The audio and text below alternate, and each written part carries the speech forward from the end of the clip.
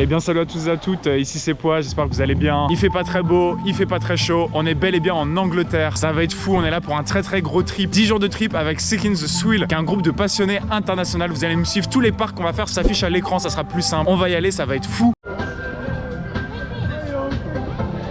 Et du coup on va commencer cette journée avec Mandrill Mayon, qui est la nouveauté de cette année, qui est un Family Launch Wing Coaster et qui va être mon 250e coaster, donc milestone dès le premier crédit du parc.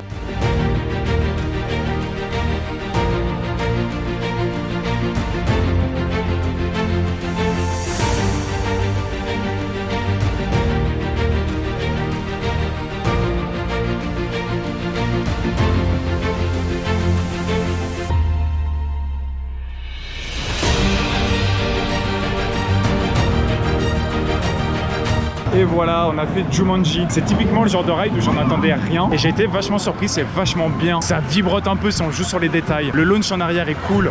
La spike est cool. L'inversion, vous avez un peu downtime dedans. Enfin, franchement, c'est très bien. C'est très bien intégré. C'est un excellent ajout pour le parc. Donc pour moi, c'est plus que validé. Seul vrai défaut, ça ne débite pas du tout.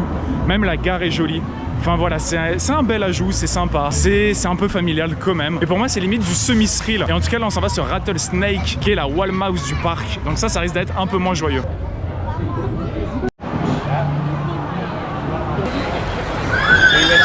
Bon, on a fait cette petite wall mouse. Est-ce qu'il y a vraiment besoin que je discute dessus? Je ne pense pas. Ceci dit, mention honorable pour le fait qu'elle trim n'importe où. Vraiment, c'est débile. Les trims sont placés à des endroits qui n'ont aucun sens. Du coup, vous avez beaucoup trop de vitesse à des endroits où vous devriez pas y avoir beaucoup trop de vitesse. Mais bon, ça reste fun quand même. Puis ça fait plus, hein, donc on se pose pas de questions. Et on s'en va sur Tomb Blaster, qui est le dark ride interactif du parc.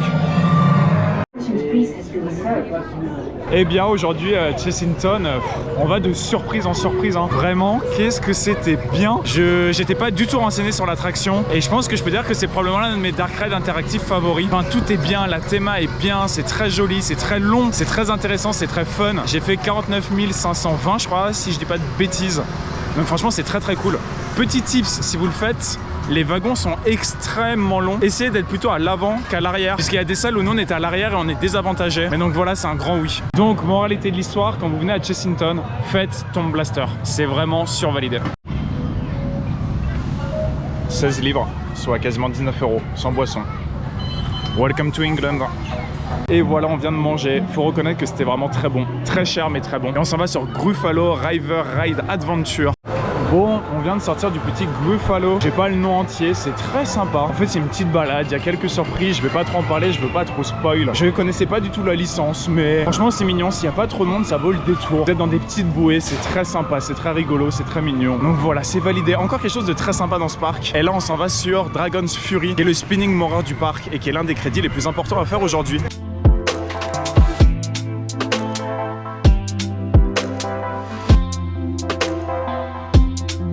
Bon, on a fait le petit Dragon's Fury. Et ben écoutez, c'est très bien en vrai. Bon, je suis pas le plus grand fan des spinning, mais là, c'est très long. L'horseshoe est génial. Les deux drops, vous avez un bel airtime. C'est très diversifié, il y a des bons G+. Enfin, franchement, je pense que c'est le meilleur spinning morer que j'ai jamais fait. Je pense vraiment que c'est mon préféré. Je mets ça devant Tarantula, je mets ça large devant les Windjazz. Donc franchement, c'est une très belle découverte. Je vous conseille de le faire. Problème, ça débite pas. Problème, vous pouvez avec que 3 adultes. Donc il y a une place dans la nacelle qui est vide. Donc il y a plein de problèmes, mais ça vaut le détour quand même. Il est bien mis en avant, il est dans une belle zone. Mais donc franchement, allez-y, c'est très sympa. Et là, on vient de rentrer dans la zone Wild Asia où il y a le disco, qui est l'avant-dernier crédit. Et la zone est très belle. Je vais vous mettre quelques plans.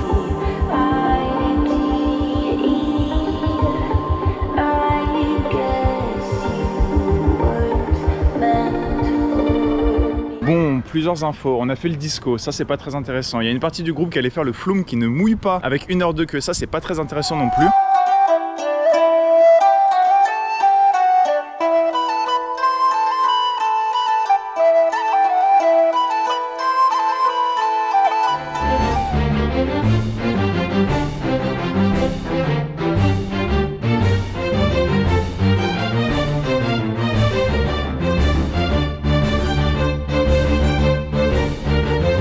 Entre deux, on a fait le petit bateau pirate du parc qui a pour mérite de 1 d'avoir un cycle où il monte vraiment très haut et qui a pour mérite 2 d'avoir une thématisation qui est vraiment géniale.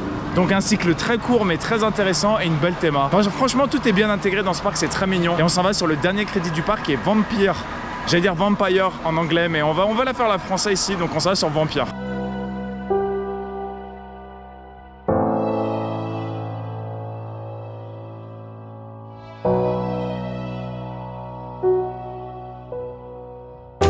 Et bah voilà, Vampire c'est fait, on aura fait tous les crédits. En vrai c'est sympa, le cadre est vraiment cool. Le problème c'est que je suis maigre, donc en fait le harnais, même en le serrant à fond, j'avais du jeu. Ce qui fait que j'ai pris des taquets, et donc pour moi le confort, bah là c'est rédhibitoire sur un ride comme ça. Mais je pense que si vous êtes ne serait-ce qu'un peu plus gros que moi, ça passe tout seul. Donc voilà, c'est très sympa, mais j'ai pas la morphologie pour. Et c'est très dommage parce que c'est un suspended arrow, donc en fait vous allez jouer sur des basculements. Mais moi j'en ai pas du tout profité, en fait c'était pas des basculements, c'était des secousses. Donc franchement déçu, je sais qu'il y en a beaucoup, c'est leur coaster favori du parc. Bon voilà, c'est là-dessus que se termine la visite à Chessington. Franchement le parc j'en attendais rien. C'était une très belle découverte, c'est très joli, c'est très boisé, c'est vraiment très joli. En fait il y a de la théma partout, il y a de la musique partout. Malheureusement il n'y a aucun ride qui débite. Donc même si les opérations ne sont pas catastrophiques, bah ça avance pas, ça avance nulle part. Il y a quand même des bons crédits, Mandrill c'est sympa, Dragon's Fury c'est cool. Donc il y a quoi faire, il y a quoi venir, il y a les dark rides.